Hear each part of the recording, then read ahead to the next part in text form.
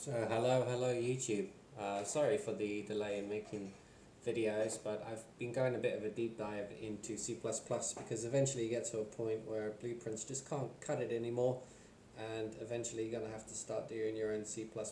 And the first thing that I wanted to learn inside of C++ was how to make my own Blueprint node so I can feed it into my current game knowledge and game loops.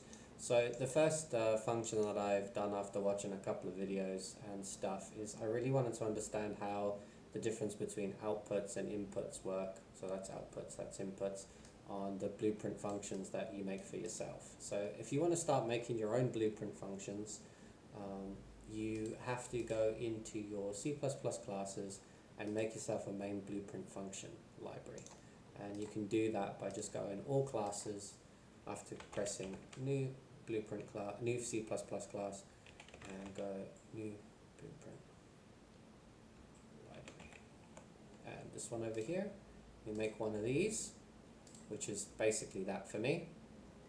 So with that, what you see is that I'm just randomly generating a number, and I press play and it prints it to the string.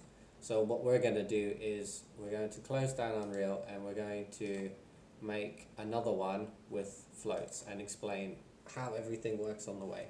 So inside the blueprint library that you've made for yourself, create a function called ufunction and make sure it's capital letters.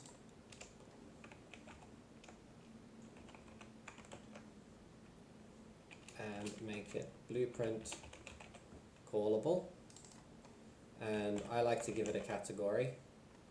And I'm going to put it under dice so everything's all under the same options. Makes it really easy to find it. So we're going to do static void this time because this is actually like running logic. It's finding the random number between these two values. So we're going to call it float roller.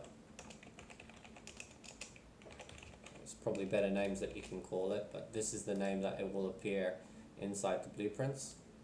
So if we say float and we say value min, and then we do it again, float value max, and you'll see that there's a difference now, and this was really a pain for me to learn, but if you add an and symbol at the end of your declaration, you can actually define this as an output. So these are inputs because they have no and this is an output. So if we then put value result, we'll expect to see these two on the left of the blueprint and this one on the right of the blueprint. And finally finish it off with a semicolon. So if we build this now, you're going to notice that there's going to be a bug. And the reason for that is this is only included in the header file. It's not included in the CCP file. So if we come over here, you often see this little paintbrush. And if you define that in CCP, it will create that function for you, but with no logic inside of it. So you can either copy this text here if you don't have that paintbrush, or you can follow along with me now. And you'll see that what we really want to do is that this value equals the random float in between these two values. So we're just going to go value result equals, and then fmath range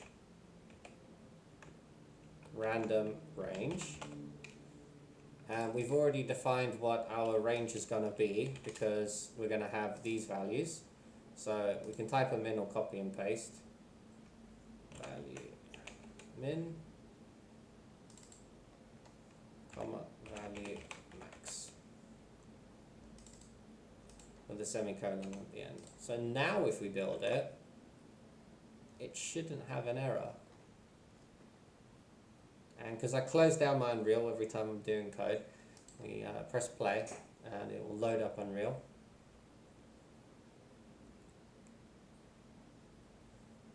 It's a very small project, so it should be pretty quick. And if we go inside an actor inside the scene and we type in dice, you'll see that now we've got float roller. So we've got all the little U functions that we've made in one place.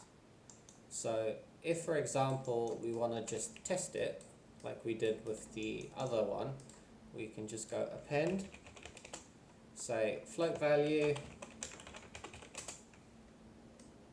whack that into there, whack that into there. 10, we'll say 0.5 just to make sure it's a float.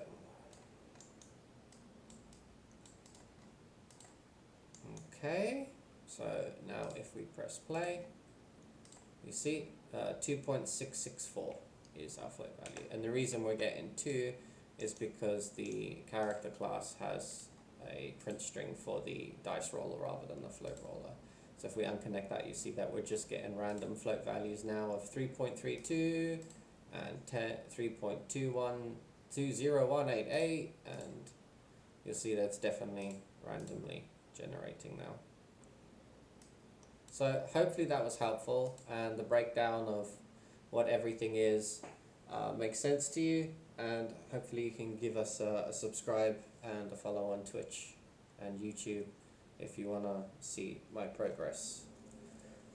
Best wishes. Thank you. Bye.